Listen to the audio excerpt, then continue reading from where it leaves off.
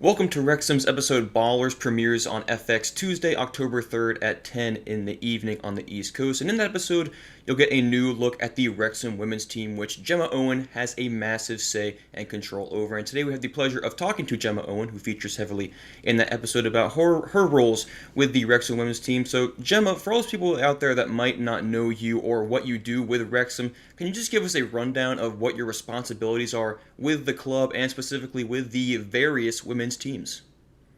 Yeah, of course. I can try my best. I'm someone that seems to have a lot of hats to wear across the women's section of the club. But my role is head of women's football operations at Wrexham AFC, particularly as I said on the women's side. So um, my responsibility lies across a match day. It lies across the build up to a match day. Making sure that the players and the staff have everything they need basically to operate at the level and the manner that they wish to. But I also have been playing a part in getting to the point that we're at now. And I'm one of many people that's played a part in that. And it's important to stress that I'm not the only one that's been involved in this. There's been a lot of hard work from a lot of people in getting to the point that we're at now. But yeah, my role is to try and develop the women's side of the club particularly, and that's across all levels. That's across senior levels, youth teams, and our junior teams as well, and just to build what will hopefully be a fantastic club, which it already is now. But we want to grow that even further and try and reach the highest levels that we possibly can. Yeah, in this episode of Welcome to Wrexham, you can kind of get a glimpse, even if it's a short one, that this club has gone under some serious change in the women's game. I'm just curious, what personally do you think you've done to make that happen? I mean, you talk about how you wear all these different hats, and that much is clear just in the episode itself, but I'm curious if there's anything that stands out to you that you've done over the last couple of years that really made a difference for the different teams. That's quite a tricky question to answer, and that's in the sense of, it's hard to say that I've done any particular part in it, and I tend to think that I play a small part in what I do, but and work alongside some incredible people to do it. I think what I would say though is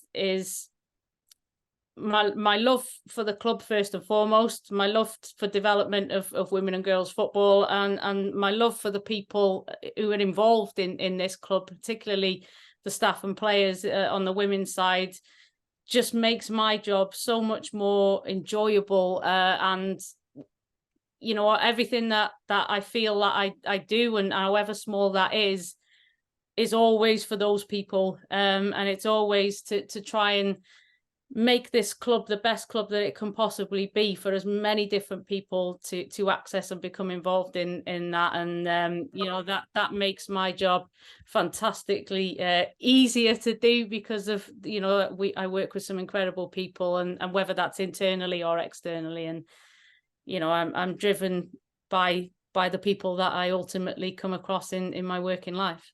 Yeah, Jim, that's something that really stood out to me in watching this episode is that you see everyone is there because they love the club, or just generally speaking, they love the game. But having been there and seen the growth, I'm just curious, what's it been like these last couple of years since Ryan Reynolds and Rob McElhenney have taken over, and you've worked with them closely to help grow the women's sport in North Wales. Just what's the last couple of years been like for you? Pretty crazy, I'd probably say, and definitely in a good way. It's the takeover of the club, and Rob and Ryan and everyone that has come on board with them has just allowed us to have a platform to be able to grow what has always been there, and the ambitions that have always been there. It's just given us that stepping stone to be able to ultimately do and put in place what we've always wanted to for a long time, and just haven't had the resources or the opportunity to do so. um Things have moved very, very quickly. You forget that we're only, what is it, two not even 3 years in to this whole part of the journey.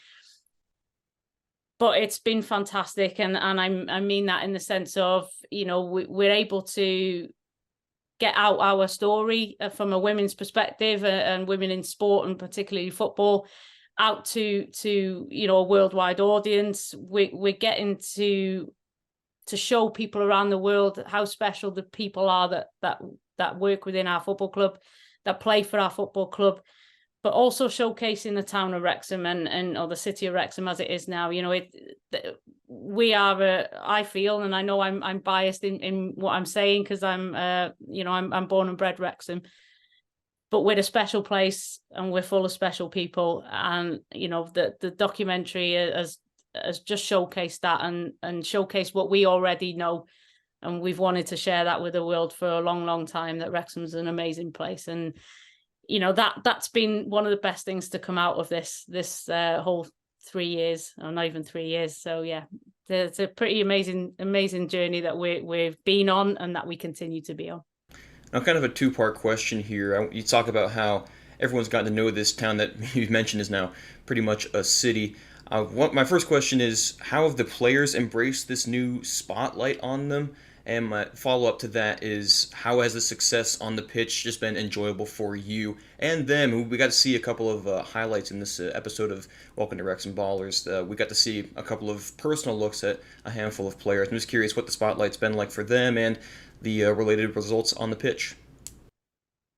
Yeah, it takes some getting used to. I think it's fair to say that we as a group of players and staff align with what the town of Wrexham is, and that's just very hardworking, down to earth people, and that is no different within our football club.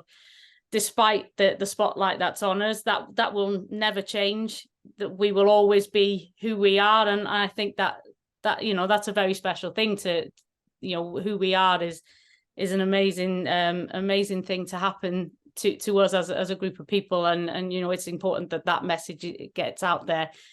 A spotlight isn't going to change us, but what it does is it's allowed our players to become role models, to become ambassadors for, whether it be the football club, whether it be women in sport, whether it be women in football. It opens up a lot of responsibility that is now on the players and staff, but they've handled that so fantastically well, and will continue to handle that as well as they are doing, because they share a passion for the football club and the women's game, as do we as staff. And if we can inspire people to get involved, whether that's playing, whether that's supporting, whether that's coming to visit Wrexham, whatever part that we as staff and players play in that, I think it's ultimately a very, very important part that the girls have really embraced. They've handled it fantastically well. Something that you just mentioned there is people visiting Wrexham to watch the women's team, and we've had people tell us about how they've gone to see the Wrexham men's team, but I'm curious if you've seen examples of people traveling from outside of Wrexham, outside of the entire country maybe, to come watch the women's team play. Yes, that has happened, and I'm sure that will continue to happen. I hope our games on the women's side are on Sunday afternoons, so a lot of people, if they are unaware, but we've seen a couple of cases, or quite a few cases, I'd like to say, of it happening, where they'll come and watch a men's game on a Saturday, and then come and watch our games on the Sunday, and do a little bit of a double header, which, that's we've seen an increase in the level of support that we're getting already, and that's before any episodes have gone out that feature us. And what I really hope is that people, when they do watch our episodes and they haven't been to watch us before, they see how much value that we add to the sport. They see how much value that women add to football in general, and they understand that whilst there is a different atmosphere, I'm keen to point that out. It's very different to coming to watch a men's game, but equally as enjoyable. And for anybody out there that might be watching this, that come along and watch us if you can, because I guarantee you will thoroughly enjoy yourself, first and foremost. But secondly, you'll see firsthand what a very, very special group of players and staff that we've got. Now, Jim, I'm curious if there's been any talk of maybe allowing some American fans to see the Wrexham women's team in action, because this past summer we saw the men's team come over and play, 3 or 4 friendlies against some youth teams, and of course they played Manchester United in San Diego. I'm curious if you know if there's been any possibility of that happening for the women's team, maybe coming over to the U.S. or anywhere else to play maybe some NWSL teams in the near future.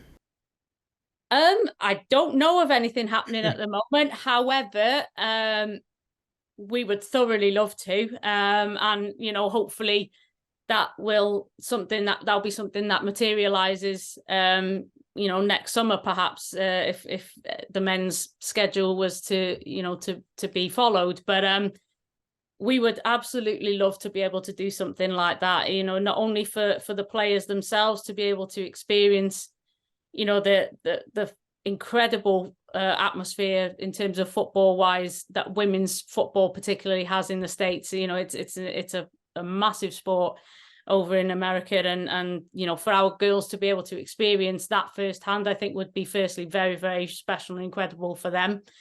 But what would also be very special is for those people that might not be able to come over and watch us in person, similar to how it is on the men's side. It would be incredible if we were able to go and play for those people that aren't able to come. So whilst I'm not aware of anything at the moment, I really do hope that would be something that can happen, because we'd be very much looking forward to something like that. Well, I gotta say, we'll be hoping for that too. And Jim, I want to wrap up with this. It's more present than it is the documentary. Of course, Wrexham currently is playing in the Women's Premier League in Wales, and something that was just doing some research, I found that, of course, Wales does get a guaranteed spot in the UEFA Women's Champions League, even if it is in the playoff round. And Wrexham women's season just kind of started. They're only 2 games in, but 4 points is not a bad start by any means. I'm curious if you've given any potential thought to maybe Wrexham playing in the Women's Champions League against these teams that have just massive fan bases across the world, and just that keeps on growing with the rapid development of the women's game. That is absolutely something that's in our thoughts, and has been since we started to put together a development plan for the club. It's one of our ambitions. It's one of our aims. We want to represent Wales in the Champions League. That would be something that would be absolutely incredible. But not only that, we want to be the first team representing Wales to progress. It's something that hasn't quite happened yet. There have been some very, very good teams that have represented Wales over the past few years, particularly Cardiff and Swansea. We want to be that team that go into the Champions League and break out of that first group of matches. And yeah, we want to be that team to do that. And there's absolutely no reason why we can't be. Whether that's now, whether that's in a few years' time, obviously the earlier the better, but it's definitely been part of our plans from the absolute beginning. All right, well, Jim, fingers crossed we can hope that happens. And again, anybody out there wanting to watch Welcome to Wrexham, you can watch Gemma and the entire Wrexham women's team on Tuesday, October 3rd on FX, that episode airing at 10 p.m. Gemma, really want to thank you for coming on and talking to us. We wish you and all the Wrexham women's teams the best of luck this season and down the road as well. Thank you very much.